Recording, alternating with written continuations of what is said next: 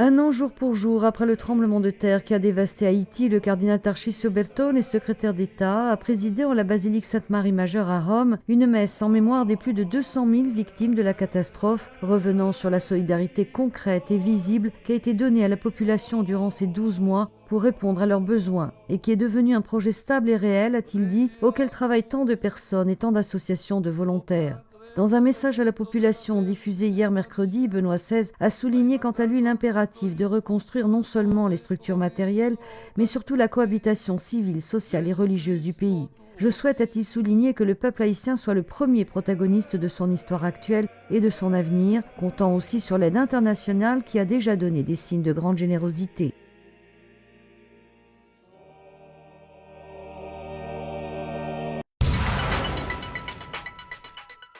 Le 12 janvier 2010, un tremblement de terre de 7 degrés a secoué Haïti, causant la mort d'environ 230 000 personnes. Ce séisme a été l'un des pires de ces 200 dernières années. L'épicentre, localisé à 26 km de Port-au-Prince, où se trouve concentré 40% de la population, a dévasté la capitale. Et les infrastructures déjà précaires, ainsi que le gouvernement haïtien déjà fragile, sont totalement paralysées. D'après les calculs de l'ONU, le séisme a touché plus de 3 millions de personnes dans tout le pays. Communications, routes et services sanitaires sont toujours endommagés. L'accès aux aliments et à l'eau potable, très difficile. Le charbon est l'unique combustible accessible aux 80% d'Haïtiens qui vivent sous le seuil de la pauvreté. Alors que le chômage frappe officiellement 90% de la population, 1,5 million de personnes vivent encore dans des camps de réfugiés. Et un nombre incalculable d'autres vivent au milieu des ruines de leurs maisons sans aide humanitaire. Un tableau bien sombre pour tous ces Haïtiens qui luttent chaque jour pour leur survie et pour qui il est difficile de trouver une lueur d'espoir au milieu de ces montagnes d'ordures et de béton qui jonchent le sol des rues. L'Église catholique a souffert la perte de Monseigneur Serge Miotte, l'archevêque, et celle d'un nombre important de prêtres, de religieuses et d'au moins 30 séminaristes. Plus de 70% de ces édifices ont été détruits. Mais l'Église se donne tous les moyens pour reconstruire et pour redonner espoir autour d'elle.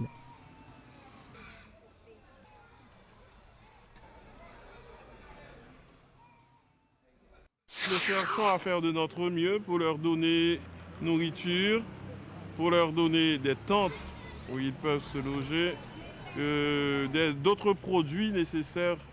L'Église veut rester proche des gens. Nous autres, filles de Marie, nous avons été très frappées. Nous ne sommes pas apitoyés sur nous-mêmes, mais nous nous sommes tournés vers nos élèves qui ont besoin de nous et qui sont là. Il y en a qui n'ont pas de parents, il y en a qui vivent encore sous les tentes. Ici à l'école, nous souhaitons reconstruire l'école.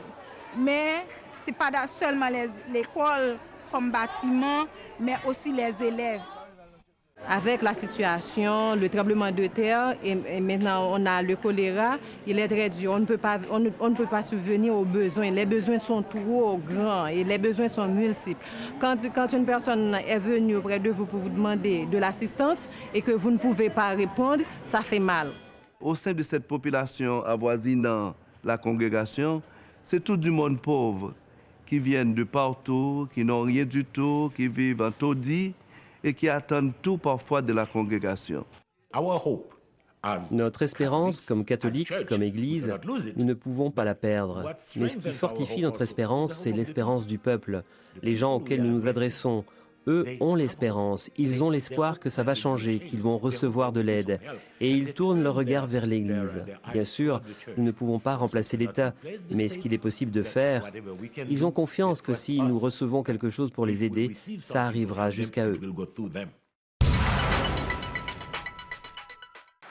Sainte Catherine de Gênes a vécu entre le XVe et le XVIe siècle, et c'est à sa vision du purgatoire surtout qu'on doit sa renommée, a relevé le pape en lui consacrant sa catéchèse à l'audience générale de ce mercredi. Par sa vie, a dit Benoît XVI, Sainte Catherine nous enseigne que plus nous aimons Dieu et entrons en intimité avec lui par la prière, plus il se fait connaître et enflamme notre cœur de son amour. En écrivant sur le purgatoire, la sainte nous rappelle une vérité fondamentale de la foi qui devient pour nous une invitation à prier pour les défunts afin qu'ils puissent parvenir à la vision bienheureuse de Dieu dans la communion des saints. Le service humble, fidèle et généreux que la sainte rendit également toute sa vie auprès des malades est un clair exemple de charité pour tous, mais surtout un encouragement pour les femmes, qui, par leurs précieuses actions, leur sensibilité et leur attention envers les plus pauvres et les plus vulnérables, apportent une contribution fondamentale à la société et à l'Église. La béatification de Jean-Paul II aura lieu le 1er mai prochain, soit le premier dimanche après Pâques, qui est le dimanche de la Divine Miséricorde. Le décret qui autorise la béatification et reconnaît le miracle a été signé ce vendredi par Benoît XVI et l'annonce a été faite par le directeur du bureau de presse du Saint-Siège, le père Federico Lombardi. Le miracle concerne la guérison d'une religieuse française atteinte de Parkinson, survenue le 3 juin 2005, après avoir demandé l'intercession du pape peu après sa mort. Des travaux sont actuellement en cours dans la basilique Saint-Pierre pour la réalisation d'un tombeau qui, enchâssé dans un des autels, recevra la dépouille mortelle de Jean-Paul II une fois béatifié. Je crois que les grâces obtenues pour l'intercession de Jean-Paul II sont innombrables. Alors la question c'était de choisir, de proposer une grâce. Alors, et ça a été le miracle de cette sœur. C'est très bon. Mais je pense qu'on aurait été beaucoup d'autres possibilités aussi de choix.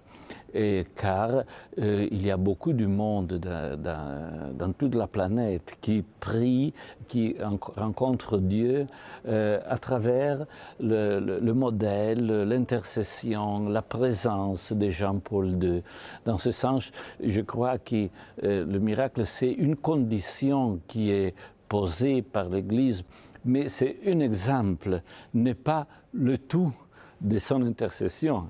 Au contraire, l'intercession de Jean-Paul II, c'est très vaste et je crois qu'on peut retrouver beaucoup de personnes qui seraient disponibles, qui sont disponibles à témoigner, qui ont été aidés à rencontrer Dieu et à avoir la grâce à travers de lui. L'actualité ne manque pas en ce mois de janvier au Vatican, mais l'information qui a fait le tour du monde en quelques secondes et qui a réjoui nombre de catholiques à travers la planète, c'est, vous le savez, la très prochaine béatification de Jean-Paul II, une célébration qui sera présidée ici même par Benoît XVI le 1er mai prochain. Benoît XVI qui, ce vendredi, a donc autorisé la Congrégation pour les causes des saints à promulguer le décret reconnaissant le miracle dû à l'intercession du pape polonais, ouvrant ainsi la voie à sa béatification. On sait que le dossier de Karol Wojtyła était prioritaire, mais on assure aussi au Vatican qu'il a été étudié dans les règles. Cette cause de béatification a d'abord été travaillée donc dans le diocèse de Rome, le diocèse du pape, et puis au Vatican, passant devant des experts, théologiens, cardinaux, évêques, et puis aussi devant une commission médicale. C'est précisément le cas du miracle nécessaire pour cette béatification, la guérison inexpliquée d'une religieuse française d'une 50aine d'années à Aix-en-Provence, en France, en juin 2005, atteinte de la maladie de Parkinson, tout comme Jean-Paul II. Sœur Marie Simon-Pierre avait prié le pape de l'aider à guérir. Elle a été exaucée au cours d'une nuit, 2 mois, de jour pour jour après la mort de Jean-Paul II. Vous avez pu écouter d'ailleurs son témoignage émouvant sur l'antenne de KTO. Ce miracle reconnu à Rome et validé ce vendredi par Benoît XVI fait que Jean-Paul II sera donc proclamé bienheureux dans des temps records, 6 ans et à peine 1 mois après son décès, plus vite encore que Mère Teresa de Calcutta. Benoît XVI répond donc ainsi en partie à l'appel lancé au jour des funérailles du pape. Des fidèles avaient alors brandi des banderoles sur lesquelles on pouvait lire « Santo subito », saint tout de suite. S'il n'est pas encore proclamé saint, Jean-Paul II sera donc bienheureux le 1er mai prochain.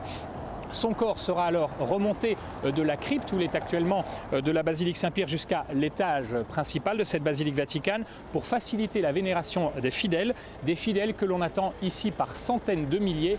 On parle même de millions de pèlerins polonais qui n'attendent que ça pour venir ici à Rome. Je vous dis à la semaine prochaine.